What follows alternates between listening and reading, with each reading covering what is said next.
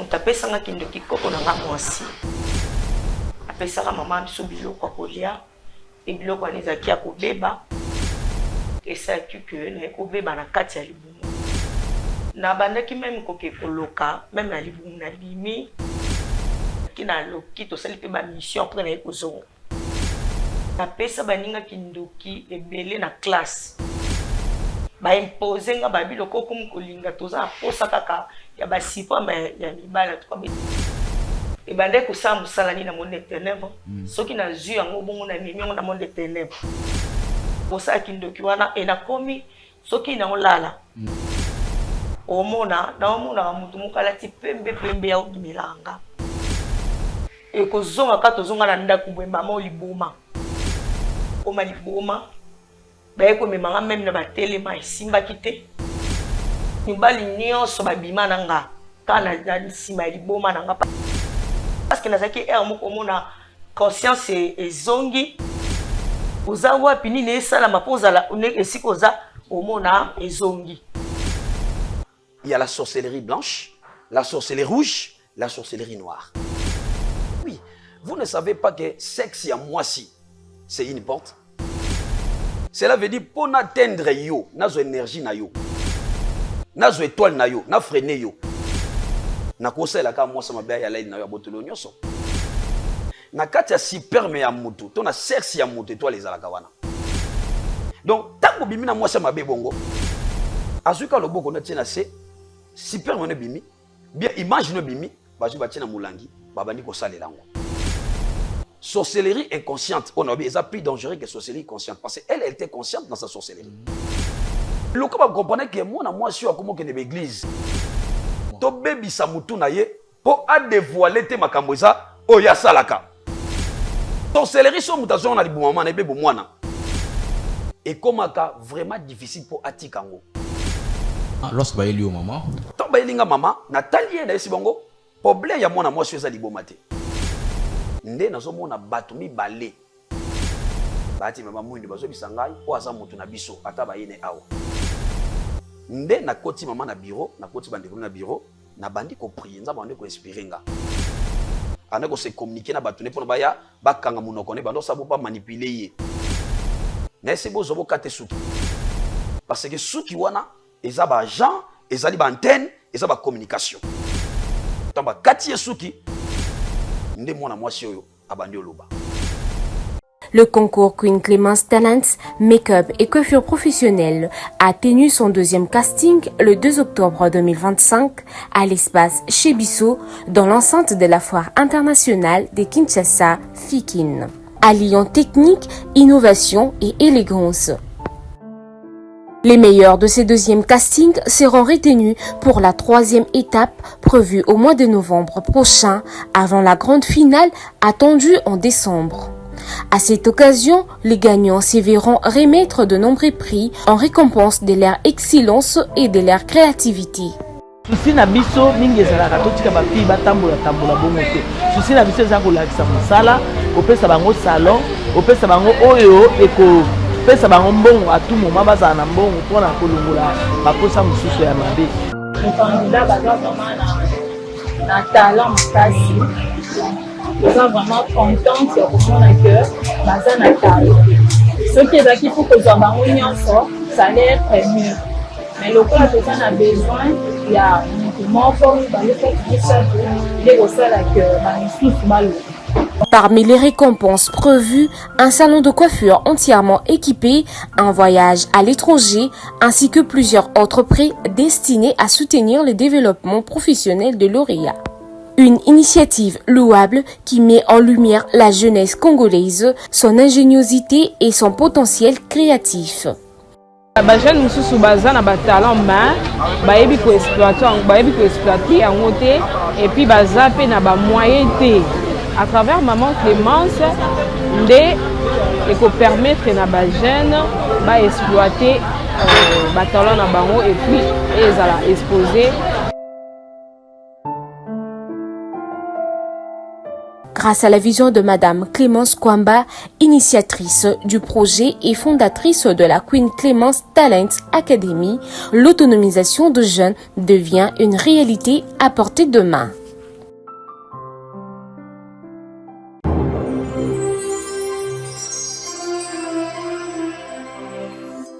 chez Bisso Télévision, la chaîne qui vous ressemble.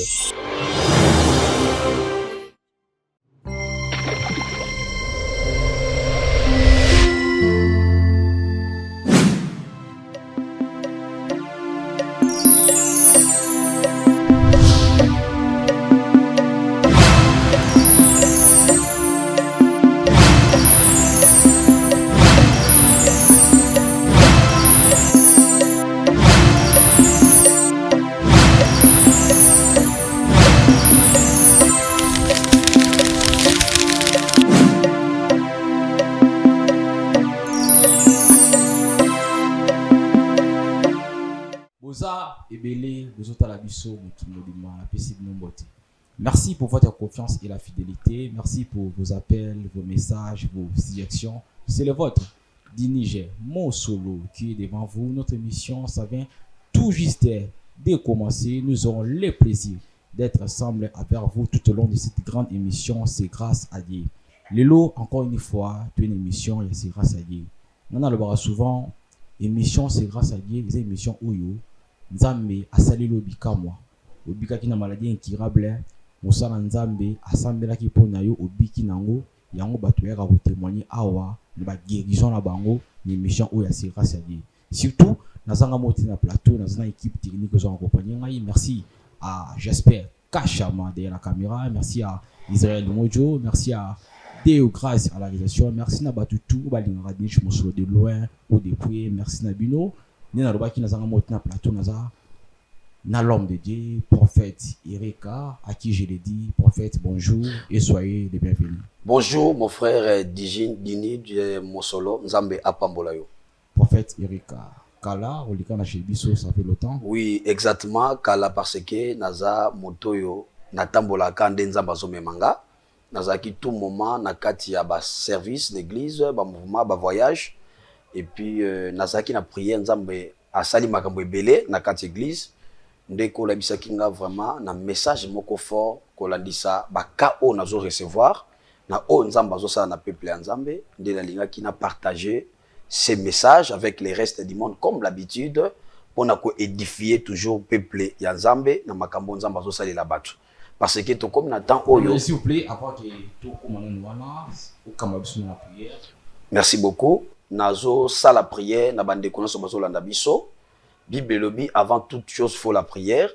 Place aux alliés, au incliner légèrement ta tête pour recevoir prière oyo, de manière que information, ton message au Goyamba et aussi quand on manayo. Nzambe ya Israël, Jésus Nazareth. Je prie étant de prophète, j'affecte des familles, j'affecte des nations à travers cette émission.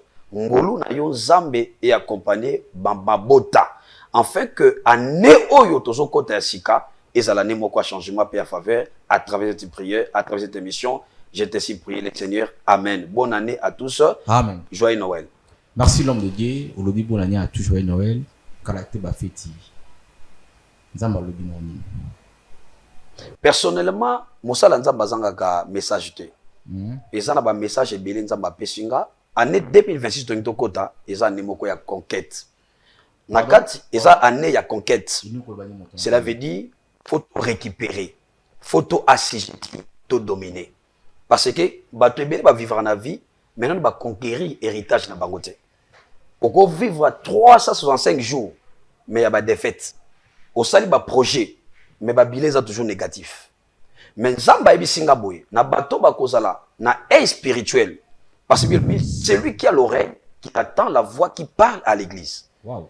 Nous sommes les prophètes de Dieu. Comme la Bible dit aussi, confiez-vous à l'Éternel, vous serez affermis. À mes prophètes, vous réussirez. Quand on parle des prophètes, les envoyés. Dieu m'a dit, l'année 2026, est l'année de la conquête.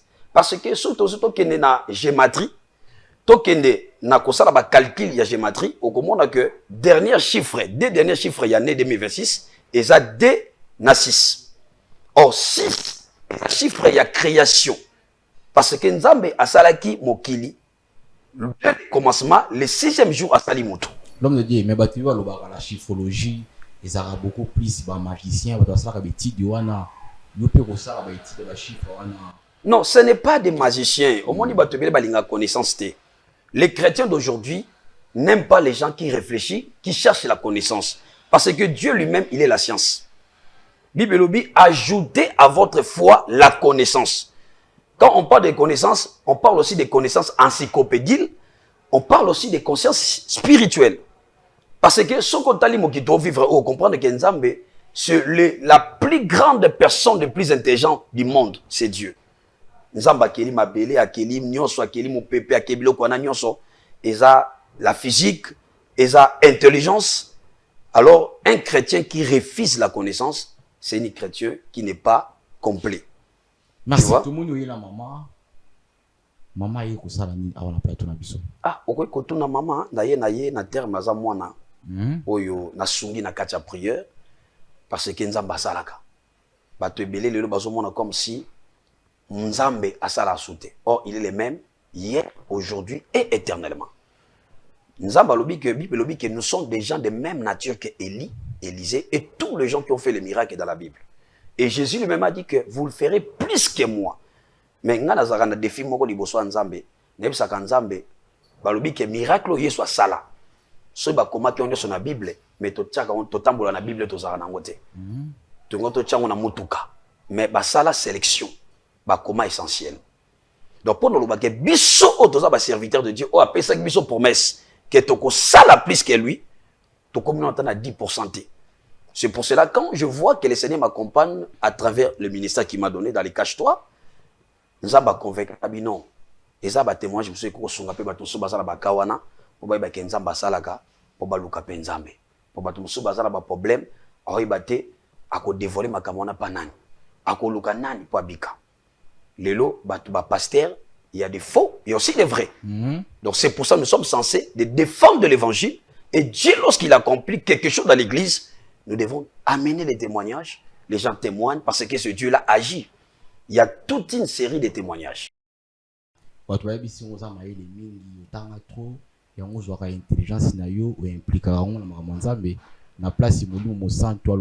Non, je dirais ceci. Tant que l'on a parmi les 12 apôtres, apôtre ni na comment mingi ko les apôtres nyoso. Apôtre Paul. Pourquoi apôtre Paul? Na oyo zanango.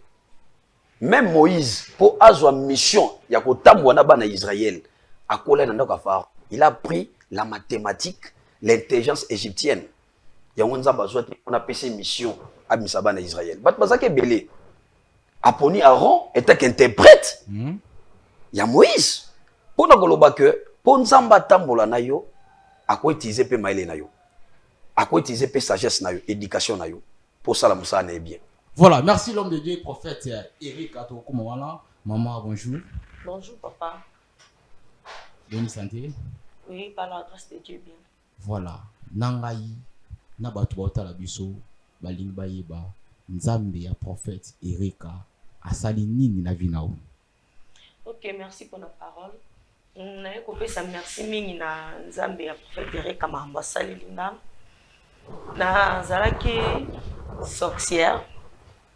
Depuis libuma mama nanga mutapesanga kindoki koko nanga mwasi apesaka mama biso biloko kolia e biloko anizaki akobeba esaki ke na ekobeba na kati ya libumu na bandaki même koke koloka même na libumu na bimi na libumu mama na kina loki tosali pe ba mission après na ekozonga ti nzamba ekosala grâce na ekobotama donc na ekobotama na koba na kindoki nanga na kokota classe na baby sabaninga ebele na pesa baninga kindoki ebele na classe ndenge zalaka na classe okomemelo kwa kolia mninga musoya kinelo kote munu kaboli baninga biloko kolia à travers biloko wana mona biloko wana eza détruit et na kopesa pe sous conseil na ba maman oh ba otinda bana bakenda classe faut ko landela bana bien na banzela pe ya prière. Parce que ngai na sala erreur wana na baby sabane belé baninge belé na classe ko singenge loko bona pesio e baka na butu na oya poto bima nai ti na kokola na ngo na okoba na zokoba na okoba na yo 6 classe on a sa classe singi ki funa bala avant na bala ninge za ka jeune fille so akoli fo linga et na monde de ténèbres to ba monde qui na kum kolinga ba imposer nga ba biloko kum kolinga toza posa kaka ya ba sipo mais ya mibala to ba excusez nga pour la temps wana tango na poussa monde de ténèbres exige qui oya ba super mais ya mibala oui bande ko excusez biso bana miki ba kolonga continuer OK et bande ko sa musala ni na monde de ténèbres soki na zu yango bongo na mimi na monde de ténèbres et koki okanga mabota na okobota lisusu teza ba tebele na vie pe lelo babota te à cause nanga et ce qui est que mabota te et bebisi vie na mobimba nyonso osala esimba te na sala ba dégâts ebele na bebisa ba vie ba tebele ya ebele vraiment surtout na quartier na kanga ba tebele ba sala te ba bonga te donc na bebisi ba vie ba tebele na kosala na nyonso na kosala kindoki wana e na komi soki na olala faut pongi kata na so pongi kata ni ka boye omona mutu mukala ti pembe ya milanga ayibisanga ya kana soki na mekika na kende boye omona na zongi donc na bande kolala esuti donc na komi eloko minoncer donc na bande kolala te ya te na komi vraiment minoncer ti na ekofana ngana ba te o vite il faut na komoluka na kati ba décision na bongo na mutema si bande ko na po na bande ko lingo ke même prière te na komi mo bande ko na peso ba linga ke prière na komo senga to ke na bango etant mon eko ke le jour à liboso na ke prière pasteur assemble po na ngana kweya e ko zonga ka to zonga na ndako bwemba mo liboma akoma liboma ba eko memanga même na ba telema esimba kite liboma penze ya kulia na fulu tina eko tika même ndako akomulala mingi na babalabala ngai na komaki marchandise ya mibali nyonso babima na nga kana na nsima ya liboma na nga parce que nazaki air moko mona conscience ezongi air moko tongo oluka pour établir ba oza wapi nini esalama mpo ozala esika oza omona ezongi mibali babima na nga trop ebele na balabala na moment oza wana na liboma na nga famille zalaki wapi parce que demi de bande famille de wapi famille bande ko lukanga po na kimaki na tema liboma ko makasi na kimaki ndaku na se tufaki na balabala ni baba ko mo bima na nga ebele e na tawana nyonso na ki kokuta na ko bima na mutu moko abima na nga na zaka na fait pour période na ko mana zemi wana tonka oza fol wana na za fol on a ko mana zemi ndeka famille zakata ndeko za liboma batika ndeko ndete baluka kaka ba ko komona ngana zemi donc ba mona ngana zemi baseke bazongisa ngana ndaku baluki bazongisa nga suna telema po balandelanga mais ebande osimba kate nde na se liboma wana na ko bota mona liboso donc na botika mwana ba récupérer mwana babotolinga après na yozonga suna balabala ke na yokuta na susu na mwa mbali moto bimaki na ye kana se liboma na ekoma suna deuxième zemi moi s'il vous plaît tout qui malembe maintenant on zala ki fol wana sozo bimana mutu no ba go bimana mutu tout bana ki goye bati oui na matin mon ande ko na sentir na bande ko yoka on ezaki moko conscience c'est le ko ezongi er moko omoni kimi ka bongo na ko za deuxième zemi tant on a dit deuxième zemi parce que na koma ka ko baluko za environ dans famille teme lembaki ko zonga sanga na ndako lembaki ba ko zonga sanga le lobi na zone nanga on sanga le lobi na zone nanga tant ba ko découvrir suna comme na deuxième zemi ndi ba ko zonga sanga na ndako na zone na ndako kana liboma wana to lukutana ba pasteur msubu balia ba famille na biso mbongo mena bikati alukela nga délivrance takutana ba pasteur ndenge na ndenge mais nazwaki délivrance te nde na ekobota mwana ya mibale nde na ekobota bana mwana ya mibale ti mwana ekopusa na mwana famille ekozwa eka nde na mesa na vie na ngai libanda nde mama na biso ayeki kolanda émission ya prophète Ereka ndalandaki yamonaki pene comment bande bande kobika nde bazotémoigner nde azwaki numéro ya prophète nde toyaki kokutana na prophète ye ndalandelaki nos guérisons ni lobby qui aux achats du bon matin oui na bien na komi on va que no mobe awa ozalaki obimina mibali ozu super na bango nemo na monde ya ténèbres parce que na monde ténèbre on est comme va si on va expliquer pas sur la on va pas comprendre parce que ça mutu physique ce que bimina mutu on soit c'est moi soit on me on est na monde ténèbre bon non on peut kana ninga ya mulimu ka monde ténèbre mutu o mona te OK pourtant to bimina mobale tika le pananga ngana za na ndenge ni o ngana ko bimisa on na ndenge ya butu na mimi yango na monde na biso. D'accord, l'homme de Dieu tu es qui maman lobby peut-être ba caméra maman ko vu ko loba ko to musa ko vu bosana yo mutu sala ki maman na biso de France maman abiki maman la ya kiliboma dikolo nango abota makina kindoki depuis na début ya maman nous ko expliquer ba to la biso nini mu na zana kata de maman ba kindoko pese kindoki est-ce que phénomène wana pe salama nangina biso eloko moko ndeko nangai journaliste sorcellerie ekotaka na deux dimensions. Première dimension, moutako za la posséder na sorcellerie, c'est par la voie orale. Il y a. Deuxième dimension, et ça par la connexion. C'est ce que je dis. La sorcellerie, c'est la puissance la moins forte dans la spiritualité. Et ça, la initiation. Dans toutes les sciences au monde, comme la franc-maçon, okitis, marabout, il faut d'abord aller par la sorcellerie. Maintenant, tout homme est sorcier. Peut-être contredinga. Parce que tobotama na ba origine. Okomona ascendance na bino. Koko ya ba koko na bino. Peut-être akindoki. Peut-être pays au portara kombo na ye. Peut-être mais tu as le même sang avec cette personne. Donc tu as déjà la probabilité, il y a 70% ou 50% il y a besoin d'infiner sa sorcellerie. Il y a un monde dans le monde spirituel, il y a sorcellerie inconsciente, la sorcellerie consciente. Parce que, et ça n'a pas battu belé, ça n'a sorcellerie. Mais aïe battu gaza sorcier. Na kopé so ba signe et la sani muto na sorcellerie inconsciente. Et puis na kati ya sorcellerie. Sorcellerie na la bengango service de renseignement. Pourquoi je dis service de renseignement?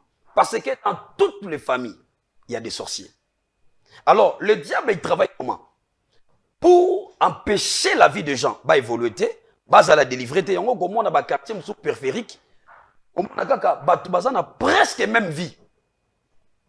Bah si bah la gâté, bah na bah si ça la classe té, bah kuluna. Même la payeuse a développé. Bah payeuse a développé. De toute façon, on a bakay belé, maman boti bana bakum ba pédé. Il y a la sorcellerie blanche, la sorcellerie rouge, la sorcellerie noire. Donc la sorcellerie, c'est la partie initiale du monde spirituel. Comment les sorciers fonctionnent? Les sorciers sont comme des gens de renseignement. Président Nyosopo a ou mena bokondi. Bien à la sécuriser, faut azala na service à renseignement mo solide. Diable pour a dominé quartier, a dominé famille. Il collabore avec les sorciers. Bah donc permettre qu'on puisse information. À tout le monde prophète de Regalinga qui est des voyages intel. Il y a un homme qui a battu belé, faut en la discrétion. Faut pas qu'on bimane n'importe quel mois-ci. Faut pas qu'on l'obama kamuno n'importe quelle personne. Parce que battu belé lo bazo kufa. Ba maladie et belé zo mona bat bazo bella, ba sinusite, ba sida. Donc toutes ces choses que nous voyons. Et ça basé parce que les œuvres sorcellériques agissent.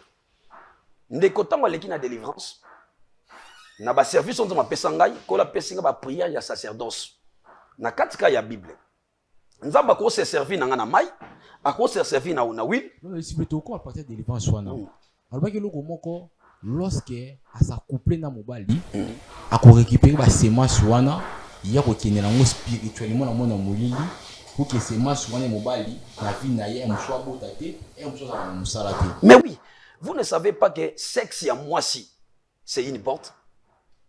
Dans le monde spirituel, cela veut dire pour n'atteindre yo, nazo énergie na yo, nazo étoile na yo, na freiner yo, na kosa la ka moi ça m'a bien aller na yo botolo nyoso. Parce que yo zo tout ndeni ya kosa la pas botola. Donc il fait déjà que tu es venu parce que na katia super me ya mutu, ton na sexe ya mutu toi les alakawana. Tant se connecter avec une autre femme, ou en état d'âme douteuse ou une sorcière, directement, elle est en train de récupérer ta force, ton étoile, ton avenir. Yomi ba les bénéfices en tout cas témoigner, bazo botate, Ils ont voulu que dans la vie, il y a des ordres, tu es puissant, tu as l'argent, tu couches avec n'importe qui. Au moins, à un moment donné, tout au bando ça les simbate. Et ça, va devoir l'andabiso à ma camaison simbate. Au companagate, moussalo salaka, après 6 mois, bengana yo. Bando to ma bezo comprendre te. Donc, tant que bimina moi ça ma bongo. Dans le monde spirituel, tant que ozonga, azuka lobo qu'on a tient c'est super mon bimi. Bien, imagine bimi, bazu batina moulangi, babani ko sale lango. Parce que déjà super mais c'est toi. C'est une partie de toi, c'est une énergie de toi. Yango na bisaka batu, faut qu'on évite ba rapport sexuel avant le mariage. Avant bala mwasi, faut yeba mwasi olingo bala. Bane ben l'église bazoya, nga sa bango avant bala, boya boleka na kirdam, boleka na délivrance. Yango moni mabale belé obali mwasi, otiana ndako boye, obanda ko kende bien makambo ekufi. Obala ki mobali, obala na yo ozaki ba faire na yo, après ko bala na yo se kufi. Yango moni ba via ba tebele zo beba. La sorcellerie, elle est faible, mais elle est devenue puissante parce que batubele basa spiritualité. Le diable, il ne peut pas laisser son habitation pour venir t'attendre à utiliser les sorciers pour basa ba janaye ya renseignement. Au monde ka beba se bazo landa yo yo kasaba se bala oza kitoko oza bo or ke bazo landa po ba étouffer toi na yo ben esprit de mort rezo landa yo. Po ba boma yo, faut ba banda ba ko affaiblir yo.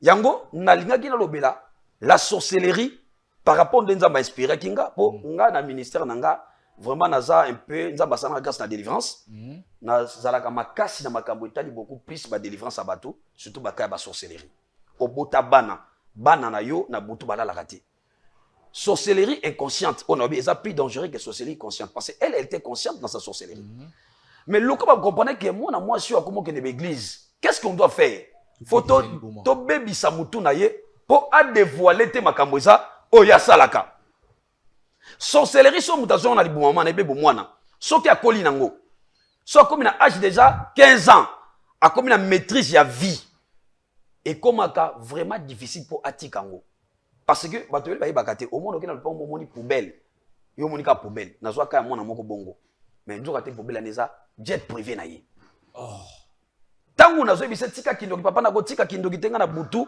ba pesanga ba vient na vie ya ba désillusion biso na butu tozona ba avion te vaka bien donc azomona comme si na butu za la bien mais na mokili boy au mona mutana pauvre au mona mutana na le côté mais ba sorcier approfondi o ba perfectionner sorcellerie ba kina na magie ba kina na ba franc-maçon bango ne ba koma ko kosomba mapangu ba vient na vie bien. Donc, un magicien, un sorcier. Sorcier, ça n'a pas un magicien. Magicien, ça l'icolo. Donc, première étape, il y a monde, il y a mon lili, et ça, la sorcellerie. Et ça, mouton de sorcellerie, la première étape, alors ça, la mine, n'a vie, la pauvreté. Au monde, mouton, la famille, à bon gâté, bon, à 5 ans, bon, bon, idakaye, bon, ça, l'union, sur ma cambosim, bagate. Et ça, signe la sorcellerie. On batabon, bah, ça, la visite, pour kabele mbongo, à Zumbo, on a gâté, on a bloqué, yo. Yo so moneka mutena mawa akabela yo asenga yo nga des fois quand je me promenais dans une personne je suis en train de parler avec des gens au monde mutauti musika esenga mbongo j'avais l'habitude de donner parce que je sais que donner c'est bon mais mukomo na vandi nzamba fongola nga misu na moni mutu mo zo senga mbongo mutakala na keso liboso mususu aye po na zaki par jour 10 personnes bo senga mbongo oh bazaki ba voyer à ténèbres et ça na batobele ba bloquer ba na sorcellerie na mbongo okabela muta famille opesi okundi mutu na famille mais bando okunda mutu wana ba sorcier ba telemela yo ba bloquer yo na sorcellerie inconscience so mutu azotambo na ngoza plus dangereux que la sorcellerie consciente parce que dans la sorcellerie consciente il y a 3 choses okomona mutu zolala olota ozolia ozana feti na kati ya mai ezosokola soko moni basi na ndeko zolanda nga telemela yango benga to sambela po na yo soki se répétaka na vie na yo yebaka déjà aux influence il y a sorcellerie. Un chrétien peut être aussi influencé par la sorcellerie inconsciente. Bien que tu es chrétien, bien que tu es chrétienne. Deuxième dimension, ce qui n'a vu na yo lotaka à tout moment ozola na basi, ola na mibali. Et ça kaka forme ya mari de l'unité. C'est une sorcellerie inconsciente. Nazali na kamo ya ndeko moko, ndeko na komaki na niveau ko se mastribaka yemoko. Donc akoko tika ngote. Donc, à comment déjà possédé par cette force et comment déjà sorcellerie. Parce que sorcellerie, c'est des mauvaises œuvres. En réalité. Quand quelqu'un il pose des mauvaises œuvres dans sa vie, ça, il est directement influencé par la sorcellerie. Bible dit, ceux qui sont de Dieu ne pêchent pas. Mais ceux qui ne sont pas de Dieu, ce sont eux qui pêchent. En réalité, terme et la sorcellerie dans la Bible est raté. Mais employé quelque part qui vous a fasciné, En d'autres termes, qui vous a ensorcelé. C'est l'écrit dans la Bible. Lorsque vous au maman. Tant que vous maman, Nathalie est ici bongo. Problème, il y a mon amour sur ça libomate. Et ça qu'elle est possédée par l'esprit de la sorcellerie. Ndé nazo mona batumi balé. Bati mama mwindi bazo bisangai o aza mutu na biso ata ba yene awa. Mais c'est bon, comment vous avez affranchi l'étape ya koyati na kata temple? Balobi ke biso na kata église na yo bandoki bazo ebelo ebité. Na esi bon na yebi. Ba bisinga ke non, to koti a passer maman moko mutu apesi biso accès. Mais la ça c'est le temple de Dieu. Albi esiko eza loka par vie. Église eza par vie. Biso bandoki pe to yaka. Nde na koti maman na bureau, na koti bandeko na bureau, na bandi ko prier, nza bandi ko inspirer nga. Abande ko saba jemo na maboko osa na bandi ko longa maboko na yiwana. Ana ko se communiquer na batu ne pona baya bakanga munoko ne bando sabo pa manipuler ye. Na bandi ko longa maboko, na ese bo zobo kate suki. Ba katie suki parce que suki wana eza ba agent, ezali ba antenne, eza ba communication. Tamba katie suki nde mwana mwasi oyo abandi oloba. Botikanga na sali nini? Mbala moko conscience bandi ko zonga. Tant conscience zongi na bandi ko kireye. Et chaque délivrance tozwaka peu d'information. Dans le monde des ténèbres. C'est-à-dire makambo muta sala qui ils permettre yo comprendre o kolisa pe connaissance na makambo ndenge fonctionnaka. Nde da bandi ko lanza moza mpona sali jeune 5 jours ali arate.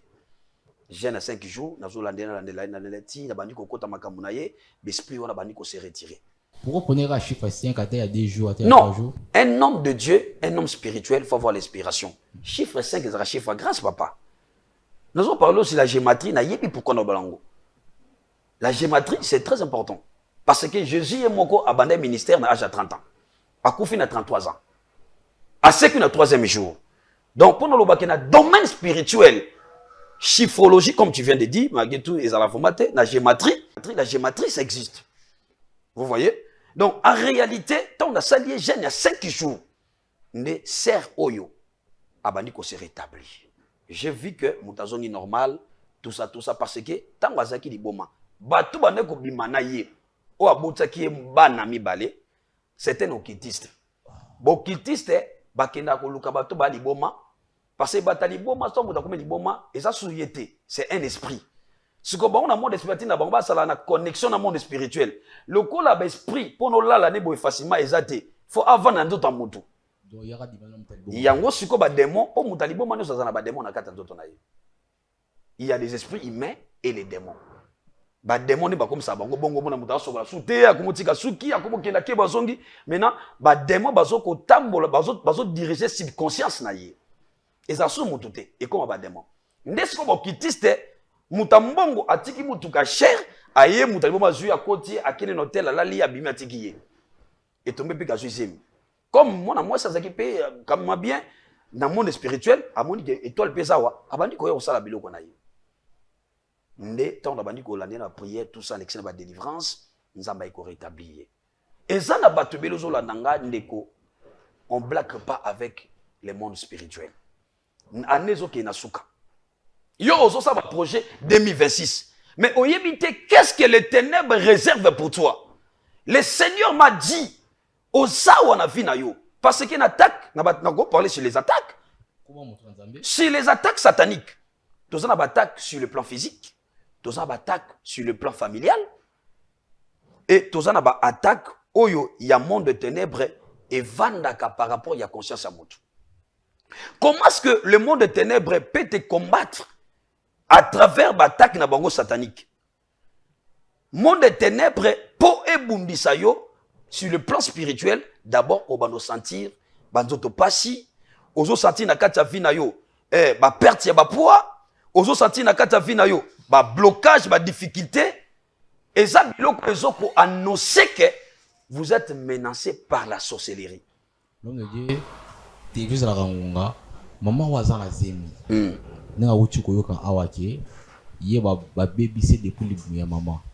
Et bon moment où azota la yo ou azan la zile ngolobani nini na koyebisa mutu nyonso soki oza marié ntango olingi obota na mwasi oyebi ke mwasi na nga mpona kata famille tozala na planification familiale mutu moko te akolinga abota mwana na ye sa yebake nangi na bota ata ezali accident mais oyebi ke mwasi na nga nazobima na ye aa na période ya nini ya ovulation soki olingi olala na mwasi na mbeto banda kosambela nano bovandi yo fukami mobala fukami nzambe towana posa tobota mwana biso tokobota tolingi mwana wana dès le premier jour zeme kokangama tia kobota soki abotama na 9 mois 8 mois et demi azala moto oyo akosalela yo azala moto bakoutilize ete obengi mosala nzambe papa sambela mpona couple na biso tolingi bana tokobota bazala bano bazala consacré soki déjà mpe obota mwana sans osala prière obenga mosala nzambe asambela sangisa bana na yo benga mosala nzambe asambela bana na yo parce que dans le livre il y a Job chapitre 1 le verset 5 parce que Job il faisait la prière et il consacrait ses enfants il faisait des holocaustes pour ses enfants parce qu'il ne savait pas parmi ses enfants quel enfant que le diable peut semer sa semence un parent aza muto a préparé à venir à bana na ye parce que bana bazali bénédiction bazali progéniture na yo bazali descendance na yo le diable n'aime pas la famille yango komona na kati ya 12 disciples il y avait un Judas donc c'est moi ça diable linga kaka ezala pesa bat bazali yango na bi que dans une famille o eza attaqué au mona famille wana o baza amena sorcellerie ou c'est ma sorcellerie za makasi bat bayo kana raté yaya na leki bayo kana raté tata mwasi na makutu bayo kana raté non ko yo kana raté siko ba sorcier so baza na famille bongo ba créer ka divergence wana pour ba opérer anelinge comme de la souka to ndoko 2026 kolinga te bokota ne na kati kaka ya ba conflit réconciliez-vous appelez l'homme de Dieu de prier pour vous on a que ça diable soni peut ko détruire ba œuvre ya ténèbres ba tebele bazo sambela ba délivrance ezala acquise te parce que bazo yeba te que na famille na biso to botami il y a des sorciers au ba division ba séparation et ça deux choses faut ba bayebaka to ça la différence entre division et séparation nous avons ko séparer à séparer l'autre na Abraham mais à diviser la division c'est autre chose on peut se séparer mon amtana ko na ye to solo na biso mais to so rata peut-être ya ko vanda te masolo belé mais on est en bon terme bon division ni wa kitu kabwani to solo ka te to lobanaka te to kangana bakanda siko ba famille ozomona basini wana ba wana kata division c'est là où il y a la sorcellerie siko ba sorcier bazana ba famille bongo bazaka na vraiment na couloir ya ko agir bako jeter bon mauvais sort bako jeter ba malédiction bako jeter ba maladie au moins na mutozo la nanga oza maladie moka sucre okoma na yo dépendant ba médicament mais oyebite sucre na eza tonga ba tuba ki na butu eza ndeko moi ki na église nanga la na butu aloti bazo kotsa ba gilette na nzoto na ye na ba mbeli tanga lamuki kana tongo abandi maladie fièvre ba ki na hôpital batala ba tension mati batala ba sucre mati frère après 3 jours à se rétrécir donc ba mona ke oza normalité ba famille ba non oza normalité ba kumba ya na l'église ba risque ba une église prière frère on a dit ko sans ba crachat mais bon ba mona ba crachat menga na mona ba mbeli na mona ba gilette nebi frère est-ce que ozo ba ke osala ki ndoto mo récemment omoni noko na bino moko à cause de non papa exactement de kuna famille ko sali bouleversement nga on a prophétisé te on doki nani mbala ba bengi oncle bonga ya papa moi na biso ko mekate ba télémélier physiquement na nzela prière frère wana ekobika et ça na ba tobele ba mo arrêter ozo na fina bango et ça na ngonzambe te et ça ba réalité ya ba sorcellerie o ezo détruit ba vie ya bato nzamba za na posa 2026 oyo ezala année ya délivrance ya ba famille ozolandanga oza na Asie oza na Océanie oza na Congo oza na Angola oza na Brazza oza na Afrique du Sud oza na États-Unis na Angleterre okenda poto makambo esimbaka te ozaka na vie ya routine yo lobaka oza busy okene musala mais musala ngo ozosala pourquoi il y a pas les salaires pourquoi ton salaire tu te réjouis pas de ton salaire sauf que salaire fait panzana ba problème ebele mwana bandi ko bela bana kuta poto bazabona ba charge ba makuta médecine te o comprendre te mbongo na yo okosala fête na mutu otindi biloko pe en Afrique bato babandi oteka biloko eteka mate soki pe te kami mona mutu na melu akimi okoluka même pasteur so mamoka benganga aswa pasteur a confier ba faire ba business pasteur akima na biloko na ye eza nango pasteur wana te pasteur ndaza ba porte d'entrée mais eza famille na yo ndezo bundisa ce que tu fais nakopi témoignage mo ndeko nanga naza ndeko na moi dis-moi pour te na suka naza ndeko na moi famille ndeko famille wana na pota balaka moi c'est moi sans sorcière nga ke ko sambela nzamba otalisanga mutuka na ye ya kotoboka ndako biloko salite na tuna pourquoi nzamba bisinga bi moi si na ndako c'était une sorcière ndeko wana na famille atindela ndeko na biso moko na famille puis de 7 voitures akia jour na matadi abimisi yango teka biloko teka mate abino nga pesa bat basala ba transport o eke tuti mutu OK baluki na nzela tout est détruit ndeko wana na poto na ndeko kisa bakoti rankine mais mutu na base makambo wana sa femme propre sa femme elle avait l'information et ça na batobele mamozo simbate yo mozo bate pourquoi na so ça les autres simbate les sorciers sont en train de détruire tes affaires l'homme de Dieu mot de la fin et puis non les affaires rapide et loko nokobi ça bat balandinga ndeko nanga la sorcellerie c'est une maladie et ça facile d'être guéri soki ozana moko santaka na butu oza par exemple mari de nuit ba femme de nuit au santaka ozolia bazola no ba serpent oza ba menace sorcellerie oza na puissance sorcellerie zo bunisa yo to oza nango consciente olingo tika numéro nanga zo le combat d'écran c'est plus 243 81 86 19 786 plus 243 81 86 19 786 c'est le numéro du prophète est là le problème avec toi Dieu a besoin de te sauver en fait que 2026 au Kotango aux ala libre. Bibelobi, le fils de l'homme est venu pour détruire les œuvres du monde des ténèbres. Il a envoyé ses oins pour que nous soyons une lumière pour toi. Nzamba na posa éclairer yo, au vivre transparence, délivrance na vie na yo. Nzambe apambola bino. Voilà, merci prophète Erika, merci na maloba kitoko, merci na osali pour la vie à maman. Je crois que mutu oyo akuta ndikam oyo. Numéro ya papa ezana assez, uzana sorcellerie, uzana zemi, yoza mobali ubimala basi qui a pas obala. Oui, bité que moi si yo dimana ye, c'est moi. Benga musala nzambe kota contact naye, nzambe naye akusambela pour la bino. Merci na ba toute batale émission oyo, merci na ba boni nyonso ya chez Biso télévision, merci na ba tout balinga dini je mon solo de loin ou de près, merci à maman chérie, merci à cette dame maintenant c'est parce qu'elle a l'argent et là aussi l'amour des gens c'est qui cette dame c'est maman Karine Muzinga Moussa c'est merci à vous, merci na ba tout batale Biso, merci à Israël Mojo, merci à j'espère Kachama, merci na Dieu grâce pour la réalisation kitoko tukutani na mikozali koya au revoir.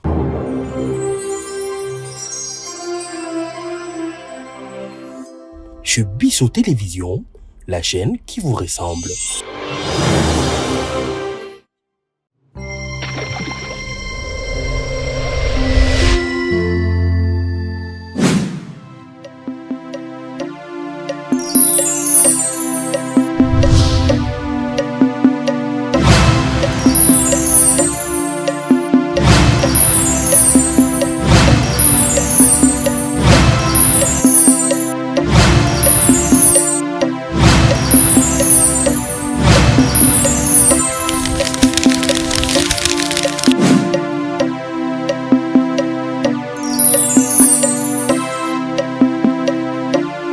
Bolingo eleki nyonso tosala juste ya bolingo pona ba orphelin na yango orphelinat Bravo Jésus a organisé bongo liesa orphelin na $20. Shalom peuple de Dieu, opération Sunga orphelin alia alata PACPLA la fin de l'année.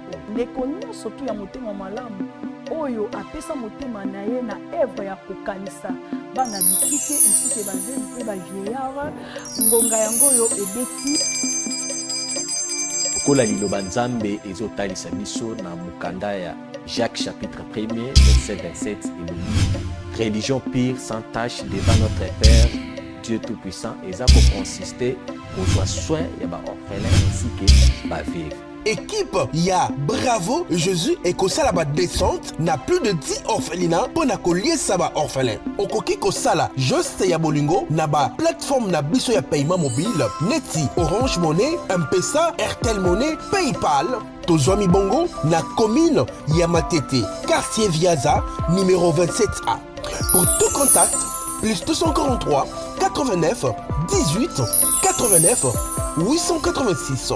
Nzambe alola akozanga te kopambola yo pona motema malamu wana pesa o.